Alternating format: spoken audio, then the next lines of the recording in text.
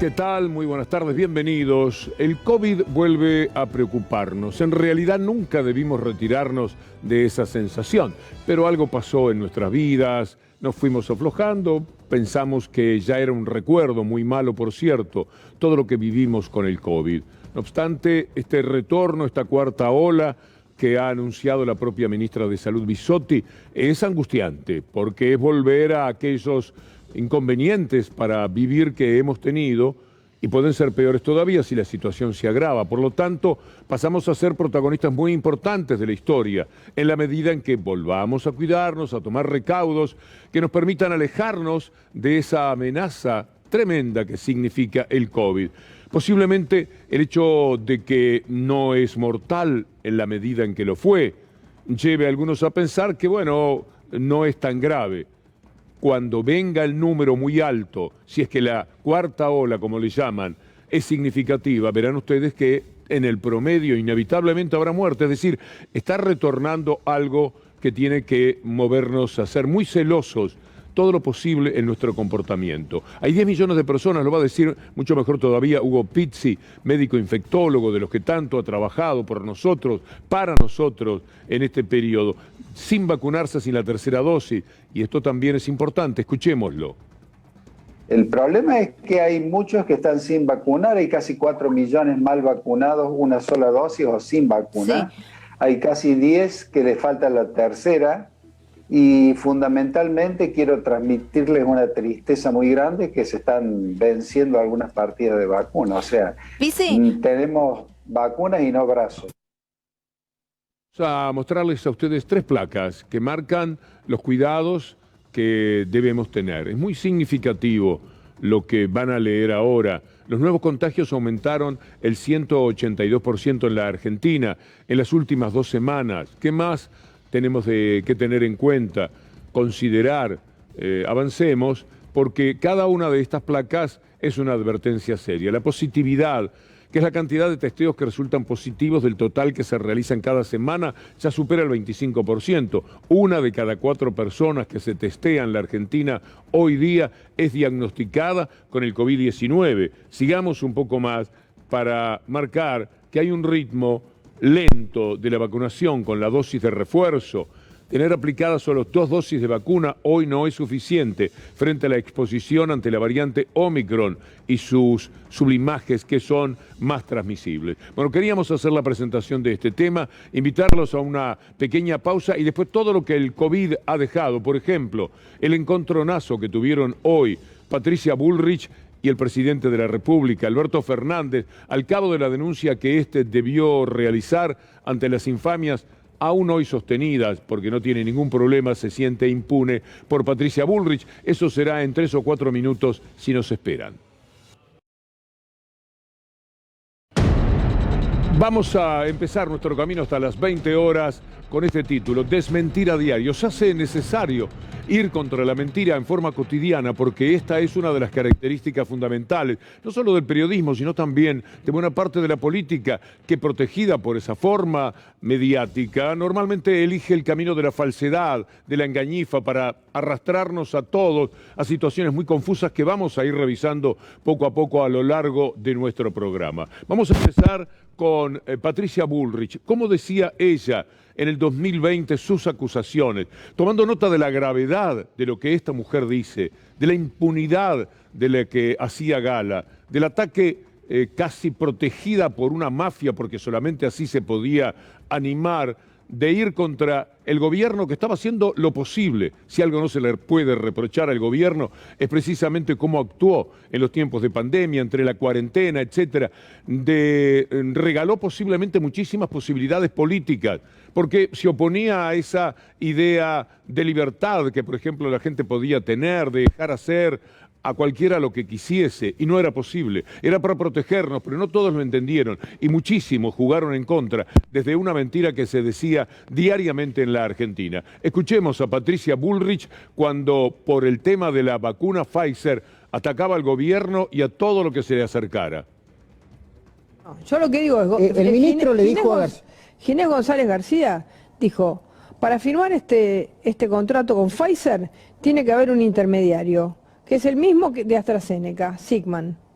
Ahora, Pfizer le dijo, no se puede, tengo que tener una forma de hacer la vacuna que sea efectiva en tiempo y forma, que no se me pare la producción. Eso tiene una sola explicación. Eso se llama, en cualquier lugar del mundo, querer tener un retorno de esa vacuna. Y esto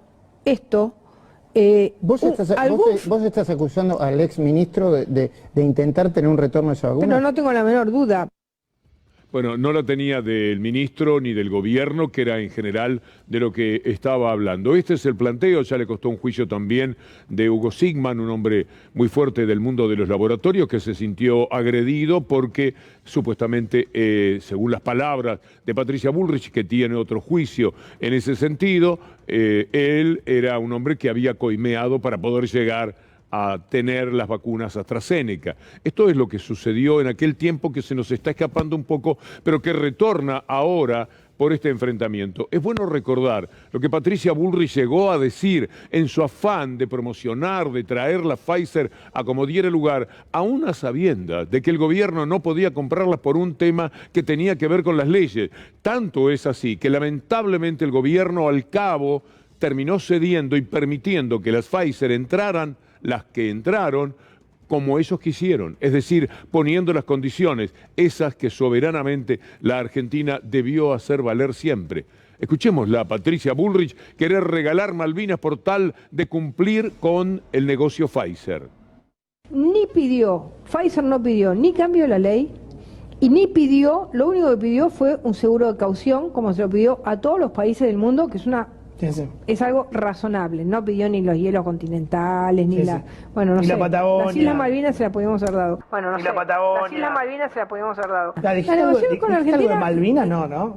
¿Te pareció? Lo de Malvinas no. No, digo que... No está bien eso, ¿no? ¿De qué? Lo que dijiste de Malvinas. ¿Dijiste las Islas Malvinas o escuché mal yo? No, lo que dije es que ellos dicen que nosotros, que el contrato eso hacía que la Argentina entregara los hielos continentales. No, bueno, pero lo de la Malvinas, sacalo porque no. No, hay algo ahí que hay que destacar, digamos. Te van a decir de todo.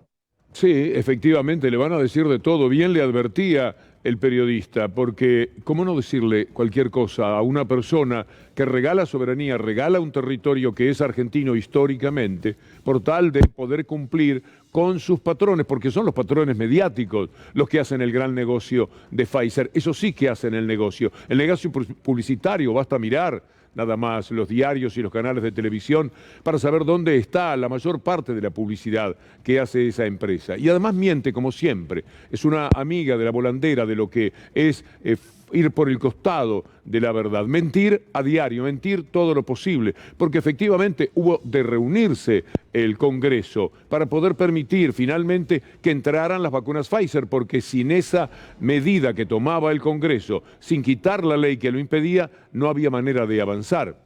No sé si no lo sabía, si es desconocimiento, pero lo que seguramente es el sentido de impunidad con la que se ha manejado. Bueno, llegamos a la situación de hoy. Vale la pena ver este título por el que señala Minuto 1 que no hubo acuerdo entre Alberto Fernández y Patricia Bullrich en la mediación. Fracasó la audiencia en la causa iniciada por difamación tras sus dichos sobre supuestos arreglos con Pfizer. Veamos la escena, el momento en el cual Alberto Fernández arriba para participar de lo que debía ser, pero no se produjo un careo. El presidente dijo luego, Patricia Bullrich no dio la cara. El denunciante muchas veces puede evitarse eso en más de una ocasión. Uno hubiera preferido que estuvieran cara a cara, que estuvieran mano a mano y que Alberto Fernández le dijera las cosas que tenía para decirle. Ha preferido, y esto es seguramente consejo de abogado o consejo que se da a sí mismo, porque él también es abogado, de no entrar en una discusión en el cara a cara, conveniencia jurídica. En todo caso, en lo humano, uno hubiera querido que se sentara allí para decirle a Patricia Bullrich lo que corresponde, lo que se merece Patricia Bullrich, que luego de la no entrevista, pero de la mediación, dijo: Patricia, no hubo ningún cara a cara. El presidente de la Nación no se animó a mirarnos a los ojos, a mí y al doctor Mariano. no se animó a enfrentar la situación. El presidente de la Nación se escondió y mandó una patota como ustedes acaban de escuchar. Es decir, que es una vergüenza que el presidente de la Nación haya venido para quedarse en un cuartito guardado. ¿Ir a juicio con él? La verdad es que nosotros hemos ratificado nuestros dichos, porque nuestros dichos son, y tengo la convicción total que mi opinión respecto a que él no podía desconocer que no se estaba firmando un acuerdo con Pfizer que le hubiera salvado la vida a cientos de miles de argentinos, él no podía desconocer porque él había estado con los titulares de la empresa y sabía perfectamente que ese contrato estaba a punto de firmarse. Ratifico lo que digo y lamento que un presidente de la Nación no tenga lo que tiene que tener un presidente para enfrentar y ponerse cara a cara y debatir esto cara a cara. Fue una gran desilusión para mí que el presidente no se haya animado a salir de un cuartito y se haya quedado encerrado. Todo lo que ella puede hacer es justamente esa manifestación que siempre es una insolencia más, es de la responsable de dichos que hirieron indudablemente al presidente de la República. Había corrupción en la denuncia de Patricia Bullrich, la inmensa corrupción que cualquiera puede atribuirle a cualquiera en la Argentina de hoy día. A ella, por supuesto, la han relacionado con las sospechosas compras de armas que ha realizado y posiblemente haya injusticia en eso. Pero como ella juega de determinado lado de la vida y desde ese lugar a ella no la van a denunciar, juega muy tranquila con las denuncias a otras personas. Vamos a seguir con esto de Mentira Diario. Vamos a mezclar lo que son los políticos mentirosos, como un tal La Espina, y lo que son los diarios mentirosos, falseadores permanentes de la realidad, como La Nación. Vamos a empezar por La Espina. Hay un tuit de Luciano La Espina, que es un servil muy destacado de lo que llamamos el establishment. Digamos no al aumento de los medicamentos de PAMI. La ley de compra argentino del kirchnerismo es un traje a medida para algunos proveedores de PAMI. Siempre van por el mismo lado. Son muy desvergonzados. Los mismos que se entremezclaron en el negocio de las vacunas. Dale con eso. Con trámite express la quieren aprobar el jueves en comisión. Veamos ahora lo que fue la tapa de La Nación de ayer. Por supuesto, recogiendo las mismas sandeces dichas por La Espina, pero poniéndole nada menos que el formato de tapa de diario, para poder decir, compra argentino, polémica por un proyecto que habilita al PAMI a pagar más por remedios, pero estaba en el título más importante del diario La Nación de ayer. Vamos a escuchar a Luana Volnovich, que por suerte salió rápidamente a ofrecer la desmentida que corresponde sobre esto, porque ha sido un viejo error en el que no están recayendo desde quienes vuelven a ser gobierno en la República Argentina, dejar pasar. Total, es mentira. No, hay que salirle al cruce, hay que demostrar que es mentira antes de que pueda prosperar. Varias de las mentiras que han dicho, justamente por la actitud de los funcionarios que de inmediato reaccionaron, se terminaron ese día, pero si no, ellos son capaces de jugar durante años con aquello de, si no lo desmintieron, nosotros podemos seguir avanzando sobre este tema. Veamos, escuchemos lo que dijo Luana Volnovich hoy por la mañana. La Nación y la oposición aprovechan e inician una estrategia de avance nuevamente con mentiras sobre el PAMI. Por eso la tapa del diario es una mentira absoluta, porque lo que dice es que el PAMI compra caro. Y la verdad es que si hay algo que no sucede en el PAMI es que nosotros compramos caro. Nosotros no compramos caro, somos la obra social, yo me atrevo a decir el instituto, el organismo, la entidad en toda la Argentina que más barato compra los medicamentos en todo el país. Ustedes saben que los medicamentos gratis es un eje de nuestra institución. Hay 4 millones de argentinos, jubilados, jubiladas que tienen sus medicamentos gratis, y nosotros para sostener esa política lo hacemos contra los precios. Cuando nosotros asumimos, el macrismo, que es quien ahora se llena la boca hablando de precios caros, se había comprometido a pagarle a la industria farmacéutica todos los meses la inflación más 0,25. Entonces, ¿qué sucedía con los precios de los medicamentos? Todos los meses aumentaban un poquito más. Es enloquecedor, porque ellos sí hacían una trampa, pagaban un 0,25% más, que es una plata importante en los grandes volúmenes de esas compras. Pero La Espina, que participaba de ese gobierno, y La Nación, que lo protegía, y podría decirse que también participaba, van contra el compra argentino. Esto es lo que les preocupa. que haya una medida por la cual las empresas nacionales estén protegidas. Si se necesita algo y el precio está bien, como demuestra Luana Volnovich, ¿por qué comprar afuera lo que se puede comprar adentro? Pero miren esta tapa de La Nación y escúchelos en La Nación Más. Alimentos, PAMI, vacunas, todo. ¿Proyecto de compre nacional o de compre más caro? Porque esta es la discusión que incluya los remedios. En un momento vamos a explicar por qué. ¿Qué quiere decir compre nacional? Venimos con dos ofertas, Vilote y yo. Él es un extranjero, yo soy el nacional. Ante igualdad de condiciones, el Estado decide privilegiar al nacional. Este proyecto incluso le da la prerrogativa de ser más caro. Y estamos en igualdad de condiciones todavía. Por eso es arbitrario y además bastante más caro. Ahora te voy a explicar cuánto más caro. Ahora, ¿cuál es el contenido de este proyecto y por qué es polémico? Lo primero, y la novedad, incluye taxativamente, es decir, por escrito en el primer artículo, al PAMI. Bueno, y de ahí viene la respuesta de Luana Volnovich, enfáticamente diciendo que esta es una mentira más, como queda comprobado con los argumentos que da. No va a continuar posiblemente el tema, porque ellos ya saben que mintieron. Mejor, sabían esto en el momento en que lo estaban manifestando. Pero el daño está hecho, pensarán. De todas maneras, el daño disminuye cuando se tiene la posibilidad de salir a desmentir inmediatamente, de la forma que lo hizo ahora quien dirige el PAMI, que es Luana Volnovich. Todo el establishment, toda esta gente, se presta permanentemente al dominio total que tiene un grupo mafioso que lidera a las corporaciones en la República Argentina. Y es un grupo mediático, inmensamente más poderosa esa corporación que las demás. Hoy todos estaban en Clarín, es decir, todos los serviles, todos los cómplices, todos aquellos que le tienen miedo, todos los que disimulan, como que van a luchar, pero en realidad nunca lo hacen. Y van y se entregan con las rodillas sangrantes o con la sonrisa a flor de labios. Y es un dominio total. Vean este destacado de lo que hoy organizó Clarín para juntarle la cabeza a todos los que allí estaban para rendirles pleitesía y pertenecer, porque pertenecer tiene sus privilegios, como decía un aviso. Ciclo Democracia y Desarrollo de Clarín. Luis Lacalle Pou, el presidente oriental, estuvo por video. Horacio Rosati, mire si iba a faltar, Schiaretti, Mansur, bueno, Mansur le queda muy bien, muy a mano siempre la Embajada de Estados Unidos, Clarín, es un hombre que sabe servir.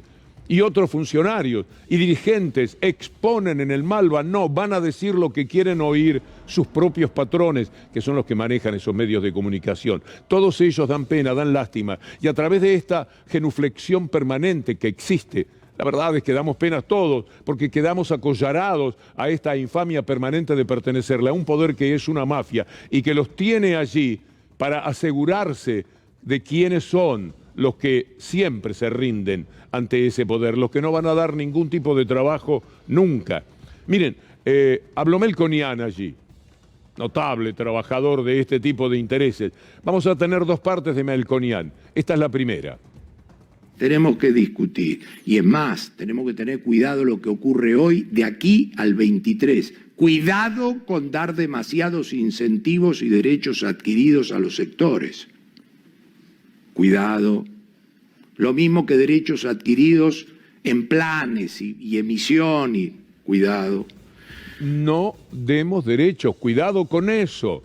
Cuidado, ¿a quién le dice cuidado? Bueno, a ese establishment que está ahí y que le está diciendo muy bien Melconian, efectivamente, que no hagan nada por la gente que se mueran de hambre, venimos de la pandemia y del gobierno del que vos participaste, le dirán los capos que estaban sentados en la primera fila, para ellos hablan, aunque elevan la mirada, pero están hablando para los capangas que están sentados allí, con un grado de genuflexión que verdaderamente da pena, en lo humano dan pena a cada uno de ellos. Pero Melconian viene bien perfilado, es el que entusiasma si la derecha llega a ser gobierno, sobre todo Macri, de nuevo. Melconian se perfila como ministro de Economía porque él ha sabido reprocharle al establishment que con él de ministro las cosas pudieron haber sido distintas, un poco más disimuladas, pero lo mandaron al Banco Nación, puesto menor, diría ya sabemos quién, y entonces allí no pude hacer lo que verdaderamente yo quería. ¿Qué más se puede hacer para herir la economía de los más vulnerables?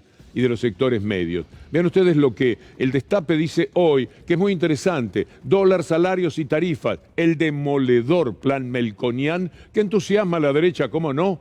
La propuesta de la derecha ahora es encarar un modelo de emergencia económica, pisando salarios, cuidado con dar derechos, desregulando la cuenta capital, dolarizando la economía, eliminando retenciones, flexibilizando las condiciones laborales, cuidado con dar derechos, y elevando la edad jubilatoria. Cuidado con respetar derechos. Además pide eliminación de planes sociales, congelamiento de salarios para ganar en competitividad internacional, supresión de los derechos de exportación, es decir, un desastre muy bien organizado por este hombre que a los oídos de Clarín resultaba música, que seguimos escuchando. Yo creo que hay que estabilizar la macro, es un condimento insustituible, y hay que organizar la economía. Hay que preparar, y en eso estamos, una reforma al sector público, partiendo de la base, insisto, que no tiene sustituto la estabilidad macroeconómica. Urge un shock desregulatorio, desobstaculizador. Hay que liberar la iniciativa al sector privado. Quien crea riqueza es el sector privado. Por eso le dije, quiero ordenar ideas. Todas, nada nuevo, pero hay que ponerlos de nuevo en el frente. Tenemos que discutir elegir motores para el crecimiento. Tenemos que discutir. Y es más, tenemos que tener cuidado lo que ocurre hoy de aquí al 23. Cuidado con dar demasiados incentivos y derechos adquiridos a los sectores. Cuidado. Lo mismo que derechos adquiridos en planes y emisión, y cuidado. ¿Me entiende, Mansur? ¿Puede pasar este mensaje que estoy diciendo a nombre, usted ya sabe de quiénes? Parece mentira el poder que tienen y cómo están allí entregados por completo. ¿Qué se puede esperar de alguien que está escuchando esto, que además lo llevan a cabo todos los días a través de sus páginas? ¿Usted cree que hay alguna novedad en lo que está diciendo Melconian? Es lo que dice Clarín en cada una de sus informaciones, página por página, programa por programa. Todo el día machacando sobre lo mismo hasta que le hacen la cabeza al propio laburante. Hay laburantes que se hacen hinchas de los ricos en la Argentina y en buena parte del mundo. ¿Y cómo lo consiguen? De esta manera y con estos personajes.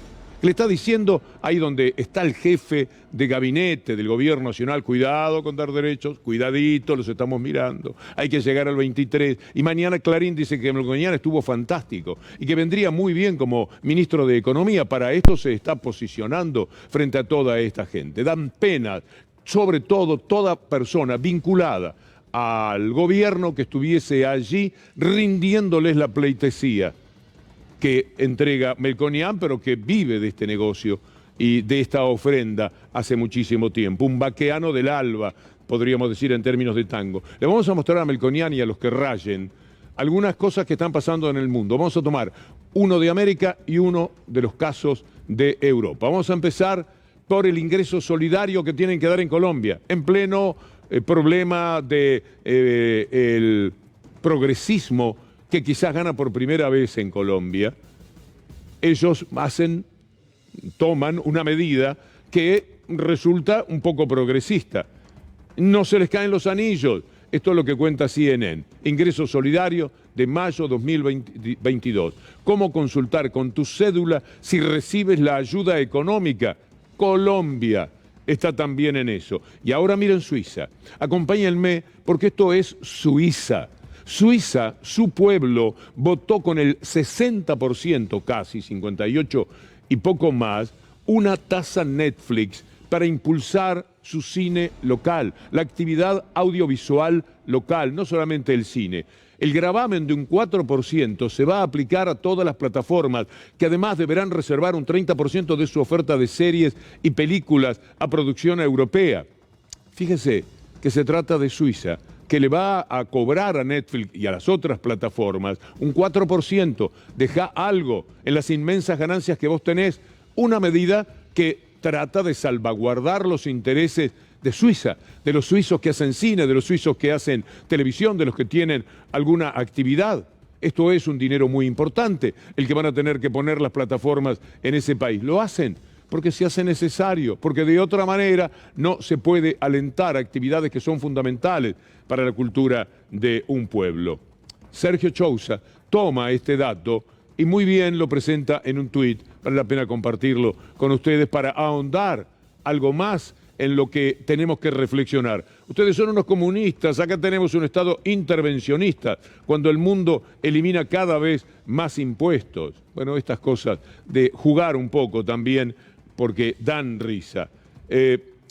Cuando se habla de impuestos, y este lo es, o podría ser llamado, un impuesto que tienen que pagar las plataformas digitales que están haciendo un negocio colosal en el mundo en todo sentido. Cuando aparece eso, inmediatamente acá, en la Argentina, surgen los detractores de cualquier aumento de impuestos, con el cuento de que aquí se paga más impuestos que en ninguna parte, que ya le hemos mostrado, hasta el cansancio de ustedes posiblemente, y también nuestro, hasta el cansancio, que no es así, que no tiene la Argentina la carga impositiva más pesada del mundo. Les recuerdo un número, ya que veníamos de Suiza. Europa tiene de promedio, un 40% de agresividad impositiva sobre sus habitantes. La Argentina tiene un 29%. Me parece que hay una buena diferencia. A partir de esto es que Axel Kicillof, el gobernador de la provincia de Buenos Aires, dice lo que vamos a compartir. Que ahora se ha puesto bastante de moda, o no sé si se ha puesto bastante de moda, o le dan mucha difusión en los canales de televisión, no sé si es lo mismo, al tema del Estado cero, de llevar al Estado a la mínima expresión. El Estado no es más que una forma de la organización de la comunidad, de la sociedad. Después uno puede hablar de sus formas institucionales, financieras, presupuestarias, pero la verdad es que decir no quiero nada de Estado finalmente es sálvese quien pueda. Es el imperio del egoísmo, de la ley de la jungla, ¿no? La oposición enceguecida de muchos sectores llega también al censo. Es decir, un censo es una necesidad. A partir del censo, ¿qué le voy a decir? Imagine usted todo lo que sabemos de nosotros mismos, de nuestras necesidades de vivienda, de salud, de educación, de nuestros atrasos en estos mismos rubros, de algo en lo que vayamos mejorando, del número de los que somos, de cuántos tienen un ingreso determinado, cuántos tienen un ingreso mayor, para poder hacer una radiografía del país y a partir de la misma trabajar con ella para mejorar condiciones. No hay lugar donde no se piense en un censo. Que alguien lo quiera hacer mal es otra historia, pero este está bien pensado. No hay prácticamente argumentos, no conozco uno solo que haya sido presentado de tal manera que uno diga, ¿eso puede pasar? No, ya algo ocurrió en el censo del 2010, ¿se acuerda? El mismo día que murió Néstor Kirchner. Decían no dejen entrar a la gente a la casa, se oponían a todo, porque era la necesidad de ir contra un gobierno, una manera de pensar, un modelo de vida, proponiendo el propio, que es el egoísmo, la insolidaridad, el no saber. ¿Para qué queremos saber si nos alcanza con la percepción? Unos están bien y muchos están mal. Bueno, los que están mal, que salgan de acá, que no molesten, una cosa por el estilo. Esa es más o menos la tesitura. Vayamos por partes.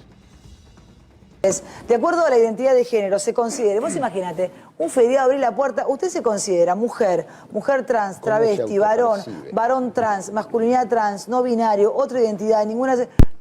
¿Cómo? Pero es un quilombo, perdón, ¿me podés contar qué pasa si no les abro la puerta? ¿Cómo es, digamos? ¿Está bien que me pregunten todas estas cosas, el DNI, todo? El censo es obligatorio, si mentís o no lo completás, tenés multas de 1.000 pesos a 100.000 pesos. Los censos son muy importantes, claro, desde 1500, 1869, pero deben estar en función de algo, el planeamiento. Entonces, que ¿qué están hubo buscando? Un ministerio. No, ¿cuántos trans hay en la Argentina? No, pero bueno, ¿qué es? ¿Cómo te autopercibís? Para eso te digo. Yamil Santoro, ¿para qué sirve este censo? Porque ya sabemos para qué sirve un censo, pero en este caso con dato personal, DNI, ¿cómo es esto? Bueno, imagino que están tratando de justificar de alguna manera haber inventado un ministerio totalmente al pedo, como el de la mujer y de género y la mar en coche.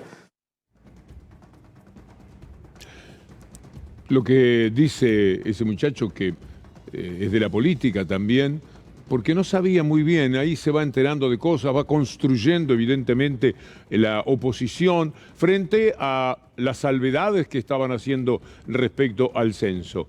Volvemos a la misma historia, quizás alguien mañana no abra la puerta para decir cuántas personas viven allí, cuál es la condición social, si la casa es propia, si son inquilinos. ¿Cómo no vamos a saber todo esto, teniendo la posibilidad de hacerlo? ¿Por qué nos privaríamos de eso? Es una cosa ciertamente extraña, por lo menos. Mire, el INADI lo que está diciendo, me parece que debemos tomar nota. Promueve el reconocimiento de los grupos históricamente vulnerados, puntualmente los constituidos por personas pertenecientes o descendientes de pueblos indígenas, afrodescendientes y las diversidades sexogenéricas. Los dos últimos se encuentran por primera vez contemplados en la planilla censal general. Mire usted lo que pasó en los Estados Unidos a propósito de esto que le acabo de leer. Trump trampeó también a su manera el censo y quedaron millones de personas, más de 15 millones, 18, en una situación de ignorancia por parte del Estado de que existían. Veamos la información, porque todo es importante. El censo del 2020 dejó afuera a un porcentaje de ciudadanos latinos, negros e indígenas americanos. Para evitar que se repita, el director de la Oficina del Censo, un hombre nacido en México, estadounidense, Robert Santos, sopesa reorganizarlo y mejorar la tecnología. De eso sí se trata. Bueno, mucho podemos saber. Por ejemplo, cuántas pymes, cuántas personas tienen pymes, cuántos trabajadores son de las pymes, cuántos trabajadores son informales, cuántos trabajadores no lo son. Vamos a hacer un recorrido en el que también queremos hablar hoy, como siempre, de los modelos que están en pugna para discutir de la economía y de la organización de la sociedad. Vamos a hablar con el dueño de una metalúrgica. Lo que estamos viendo es que tenés un gran desarrollo y una gran expansión de la economía arriba, digamos, en la macro, pero que no se traduce en el mercado interno. Entonces, ahí tenés un problema serio en el cual vos tenés trabajadores que son pobres trabajando. Claro. Entonces, esa distribución hay que... O sea, la recuperación a las pymes no le llegó, decís vos. La recuperación a las pymes sí le llegó. El tema es que no alcanza. Hay algo que también dicen nuestros colegas del Destape, valioso, porque se refiere a los salarios. Es bueno que sepamos si la plata no le alcanza como pensamos a una inmensa mayoría, basta decir los números, saber lo que cuestan las cosas para tener una percepción, pero es bueno tener certezas. Los salarios flacos, 1 de cada 2 trabajadores pidió por el refuerzo de ingresos. Alrededor de 12 millones de personas solicitaron inscribirse al pago del bono de 18.000 pesos de ANSES, cuando en Argentina hay cerca de 20 millones de personas ocupadas. Mira ahora lo que pasa en los Estados Unidos con la mano de obra. Esto sí que es bien interesante. Fermín tiene una pequeña compañía de herrería. Ahora que la pandemia está más controlada, sus servicios son más solicitados, pero no puede satisfacer a todos sus clientes, ya que le faltan empleados, inmigrantes latinos como él. Los trabajos fáciles sabe que casi no los hacemos nosotros, los hacen otras personas, pero los trabajos duros casi siempre somos nosotros. En esta agencia de empleos en Chicago también se han dado cuenta de lo difícil que es para algunas industrias conseguir empleados, incluyendo latinos. Este profesor de desarrollo económico asegura que el país necesita 120 millones de horas de trabajo a la semana, lo que se traduce a unos 2 millones de trabajadores inmigrantes en distintos sectores, desde el empaque de carnes hasta la construcción. La población no puede responder a esas demandas de mano de obra con la velocidad que la mano de obra se requiere. Entonces se importa el esfuerzo laboral de la gente que llena esos espacios. Esta gente son los trabajadores migratorios. Vean este tuit de Íñigo Errejón. Nos faltan trabajadores, sobran trabajos con condiciones muy malas. Se busca camarero, dice ahí. La Costa Brava sufre la falta de personal más grave que recuerda la hostelería. Así le dicen ellos. Hace años que el sector detectó interés por la profesión. La pandemia fue la puntilla, la situación, si no cambia, dicen, tendrá que abrir parcialmente el país. Bueno, que abrir parcialmente. Después viene la continuidad de los medios que dan este tuit de Íñigo Errejón. No están faltando trabajadores, lo que falta es tenerlos como corresponde. Mire lo que el presidente del Banco de Inglaterra nos dice. I am going to sound, I guess, rather apocalyptic about is food. So when I was in Washington at the IMF World Bank Spring meetings a month or so ago, and we had the Ukrainians to say, one is Ukraine does have food in store, but it can't get it out at the moment. Two, he was pretty optimistic about planting, interestingly, but he said at the moment, we have no way of shipping it out. As things stand at the moment, it's getting worse.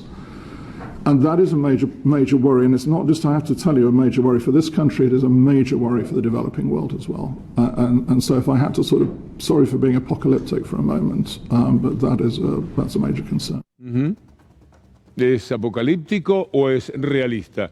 Como están las cosas, da toda la impresión de que ha sido realismo puro lo que marcó el discurso del presidente del Banco de Inglaterra. Me parece que hay que tomarlo en cuenta. Mire las dificultades hasta dónde llega. La India, por ejemplo. La India produce alimentos, pero tiene una población muy importante. Y a diferencia de lo que ocurre en la Argentina, la India restringe las exportaciones de trigo para asegurar el consumo interno. Vamos a comer primero acá.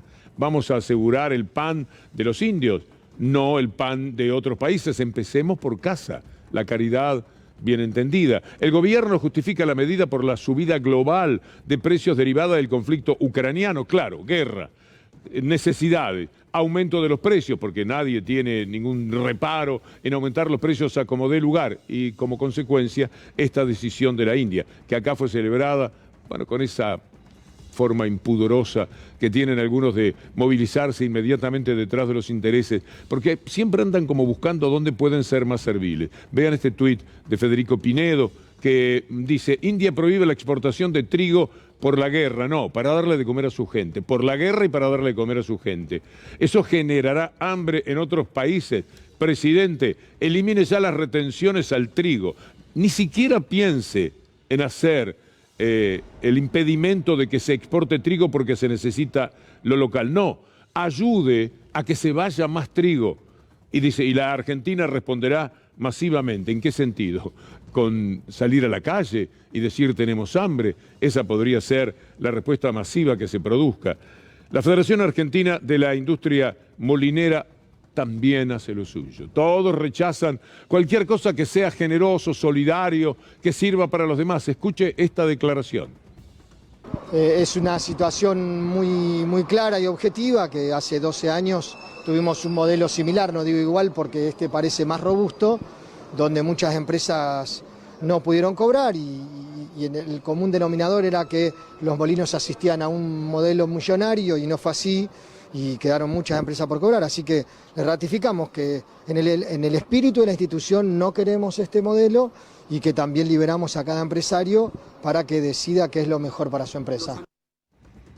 Que por supuesto será quedárselo con todo, ganar 4 veces más de lo que estaban acostumbrados, y si alguien les sugiere una renta especial por ganancias que tienen como objeto apuntalar mucho más el poder, bueno, tampoco se puede hacer. Con lo cual hay que dejarlo, sacar todos los alimentos, hambrear a la gente, no cobrarles nada, no sacarles ni un poquito de lo que ellos generan y venden en el suelo argentino, en lo que llaman patria, pero que es patria a la hora de cantar el himno o desfilar con los tractores por la Avenida Libertador.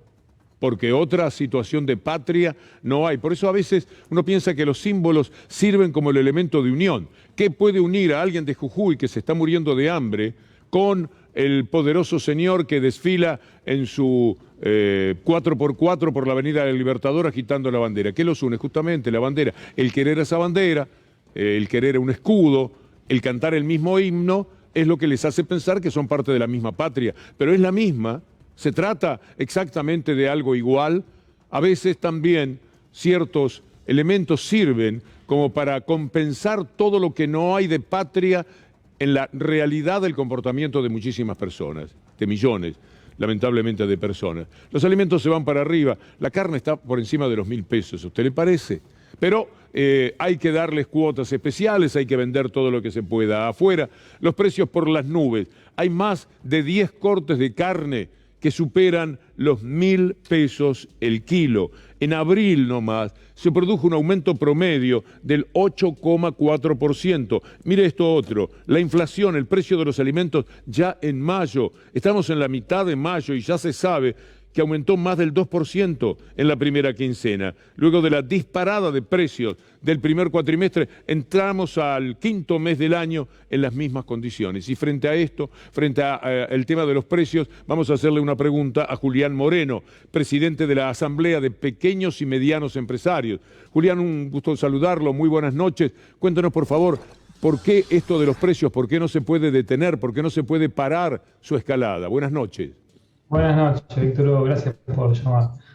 Mire, nosotros hicimos un relevamiento estas últimas semanas sobre 100 empresas industriales que son miembros de APYME y revelamos, básicamente queremos visualizar cómo en el primer trimestre los productores de insumos difundidos, los insumos difundidos, aclaro, son la base de la transformación industrial, ¿no? A partir de los insumos difundidos, las industrias producen luego los productos que todos consumimos. Esos insumos aumentaron por encima del índice de precios al consumidor, lo cual una pyme no puede hacer otra cosa que ese aumento trasladarlo al precio final. Entonces, lo que estamos advirtiendo es que si no ponemos cotos sobre eso, si no podemos a controlar estas empresas productoras de insumos difundidos, la carrera contra la inflación no la vamos a desandar o a retroceder en ese sentido nunca. Lo que debería hacer el gobierno, ¿a qué aspiran ustedes? Una idea. Controlarlas, intervenir en las cadenas de valor de esas empresas porque actúan con esto que comentaba recién, ¿no? Precios internacionales, son productores de acero, plástico, vidrio, petróleo, digamos, todo lo que tiene que ver con el papel y la madera, el cemento. Estos son todos monopolios y oligopolios que tienen el control de esos productos y si no los controlamos, pues están en la base. Como todos asumimos ya y aprendimos que la energía es un ancla antiinflacionaria porque es justamente un insumo difundido que atraviesa todas las industrias, bueno, estos productos también son insumos difundidos y también están en la base de transformación. Por lo tanto, si no los controlamos, la inflación va a ser incontrolable. Bien, Julián, es lo que uno está esperando, pero hay que controlarlos de verdad, que no sea una amenaza. Le agradezco mucho, Julián. Aquello de iniciamos la guerra por los precios, ¿en qué quedó? Porque no lo vemos todavía, no ha resultado en nada. Es lamentable, pero aquella promesa que los diarios inmediatamente se mofaban, sabían por qué lo hacían, porque evidentemente ellos no tienen el temor del control que se les pueda realizar. ¿Qué pasa con los propósitos de Feletti? Está acompañado. Todas preguntas que nos hacemos porque de alguna manera hay que salir de esto. Hablaba recién nuestro entrevistado de los problemas de la energía. Mire lo que le pasa a Sri Lanka. Nos vamos lejos de vez en cuando porque queremos orbitar sobre todos los países en dificultades en estos momentos para que se vea qué es el mundo. Sri Lanka dice que solo tiene petróleo por un día. Está sumida esa sociedad en la peor crisis económica de su historia. 22 millones de habitantes, la mitad de la Argentina, no consiguen alimentos, combustible, medicinas. Esto es pavoroso y esto lo están haciendo los que fomentaron la guerra y la guerra fue fomentada por los Estados Unidos y por la OTAN. Eligieron un enemigo, pero el daño es para todos, como si todos fuésemos los adversarios de los propósitos de Estados Unidos y la OTAN. Vamos a este video sobre Sri Lanka. Sri Lanka's economic woes are hitting everyone hard, most noticeably in food and fuel. Petrol shortages mean rickshaw drivers face long queues to fill up. They're struggling to make ends meet. Appointed last week, the new PM is now attempting to calm a furious nation, announcing measures to stop a total economic collapse, but those came with a dire warning. The next couple of months will be the most difficult ones of our lives. We must prepare ourselves to make some sacrifices and face the challenges of this period. Reforms are on the way, but it could take more than an improvement in food and fuel supplies. It could even take the departure of the president to satisfy Sri Lankans calling for change. Dos o tres gobiernos, en el mundo cómo está la situación. Alguien va a tener que rendir cuentas y finalmente son aquellos responsables de los gobiernos y a ellos van, y de una manera injusta y seguramente antidemocrática, en muchos lugares van a intentar ese tipo de cambios, o aquello de el que se vayan todos, que finalmente pocos asumieron ese desafío de irse. Mire, en el año 2018 Mauricio Macri completó la deuda más pavorosa de la historia de la Argentina.